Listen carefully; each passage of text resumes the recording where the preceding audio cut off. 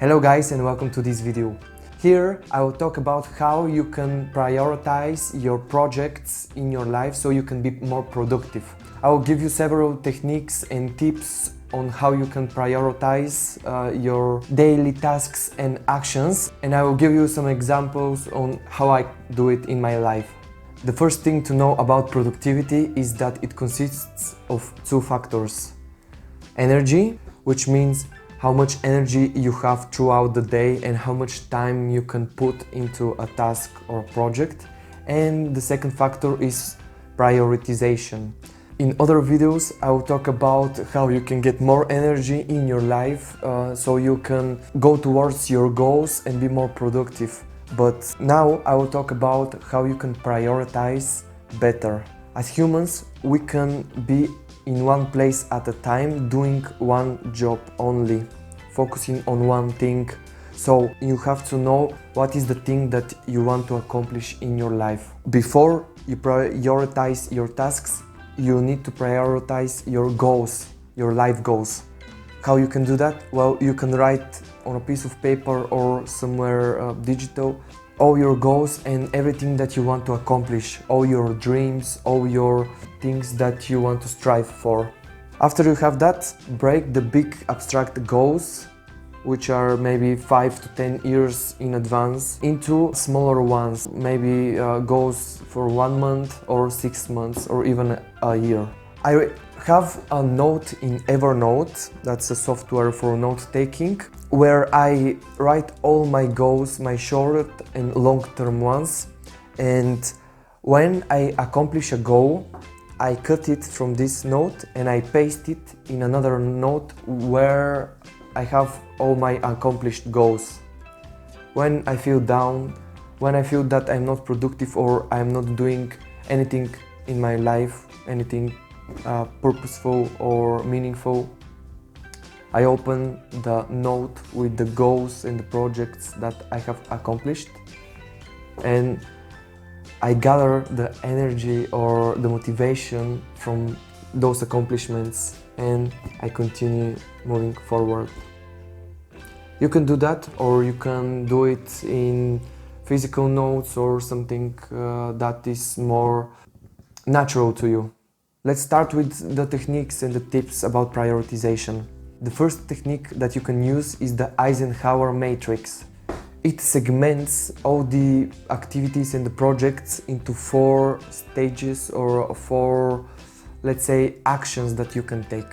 Here, the 4 stages are separated into urgent and not urgent tasks or projects, and important and not important tasks. If a task or a project is not urgent and it's not important, just delete it, get rid of it. You don't want it in your life. It will not get you toward your goals. If it's urgent but it's not important, you can delegate it to other people. If you have employees, you can delegate this task to them, or if you have friends or family that would love to help you, give the task to them. That's really easy way to free up your time for the most important things. If it's important but it's not urgent, then decide when to schedule a time to do it. I do this in Google Calendar, where I schedule all the stuff that I need to do in the following weeks that are not important to do right now. For me, right now, the most important and urgent thing to do is to shoot this video, because one of my goals is to post at least 1 video a week in my YouTube channel. So if something is urgent and important, then you should do it now. That is the Eisenhower matrix. I have printed this matrix in my room and I have it in front of my desk, so every time I need to prioritize something, I just look at the matrix and I decide which one of those actions I am going to take. The next tip that I want to give you is to start the day with the most important task. That's because your morning sets the tone of the rest of your day. There is a quote by Mark Twain where he says, "If it's your job to eat a frog, it's best to do it first thing in the morning. And if it's your job to eat 2 frogs, it's best to eat the biggest one first. When I start my day with the most important task that will move me towards my goals, I feel that at the middle of the day, maybe at lunch, I've already have done so much and I have a lot of energy and motivation to be even more productive. When I start my day, and I've started a lot of my days like this, with video games or even reading a fiction book, I feel that this day is going to be much more relaxed. I will not do a lot of work, even if it's a work day. So if you want to be productive, start from the morning. After you start with that, continue to do the most important things when you have a lot of energy. For most people, this is between 9 a.m. and 12 a.m. in the day. In the morning, we are much more, let's say, conscious, we are much more awake and we have a lot of energy. But there are some people who have more energy in the evening. You must find what is your most productive time. Track your energy levels for a week and see what is okay for you. So how does that work for me? Well, in the morning I work better because I have a lot of energy. My energy peaks around 11-12 and after that it goes down after lunch.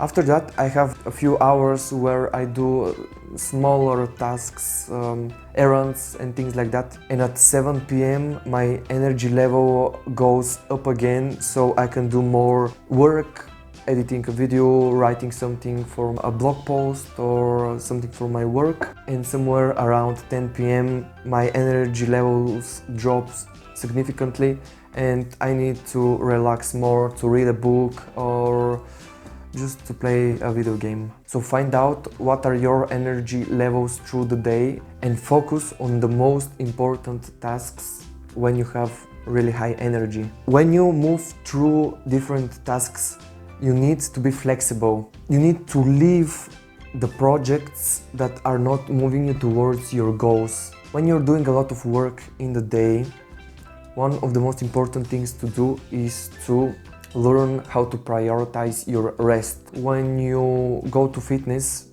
your muscles grow when you rest, not when you train. So this is the same with our mental muscles and with our energy levels. When we study, we remember more if we have more rests than if we don't rest at all. That's the same with work. If we have intermediate rests between work sessions, we have more energy. When I work, I use the Pomodoro technique, which is you have 25 minutes of reading, studying or work, and after that you have 5 minutes of rest. One session like that is 30 minutes and it's called Pomodoro. So when you have 4 Pomodoros, you have longer rest between 15 and 30 minutes. There are a lot of apps that you can use. You can even use the timer on your phone for that. I use the app called Forest. There, for every Pomodoro or 25 minutes of work, I grow a tree. So the more productive you are, the more trees there are in your forest. That is really fun and really nice way to gamify your productivity, and I like it a lot. In the past 2 years, one of the things that I have learned is that I need to rest more because I don't want to burn out. Most of my life I have played a lot and a lot of video games. I've watched a lot of movies and I have not done the things that I really want to do. I have procrastinated a lot. When I started to really work and to move towards my goals, I felt that everything I did was not good enough. I wanted to compensate all of the years that I have wasted in social medias, video games and all of those dopamine stealers. What I've learned in the past few months is that is not a sustainable model for life. I've learned that I need to do something called conscious resting. I need to set time in my calendar at least one day a week for rest. This Sunday for me is going to be this day. It's going to be a rest day. Even if I want to do some work, I am not gonna allow myself to be productive in this day. Everything that I will do is going to be something fun, something to reward myself for all the hard work in the week. One of the other things that you can do, which I have experienced myself and I can vouch for, is at the end of the day, review the whole day and how you have done, and gather up a checklist of 6 tasks that you need to do the next day. The important thing here is to do that at the end of the work day and not at the beginning of it. Because when you start the day with a checklist, you already have a structure which you can use to propel you forward. If you get up in the morning, you have a coffee, you have a breakfast, and then you start to see what task needs to be completed, your mindset has to shift from planning and after that to action. If you have a checklist, you are just ready to go first thing in the morning, and at the end of the day, the week or the month, just reward yourself with what you want. Reward yourself with a present, maybe something small, maybe an experience, maybe a good book, which you know that you would love. For me, that's quality time with my girlfriend or my friends, my family, or playing a video game, maybe reading a book or even meditating. That's something that I can reward myself with. Now I will reward myself with a cup of tea and some chocolate bars. If you want to learn how you can set smarter goals in your life, you can check out this video. Please subscribe to this channel for more videos like that. Thanks for watching and I'll see you guys soon. Bye!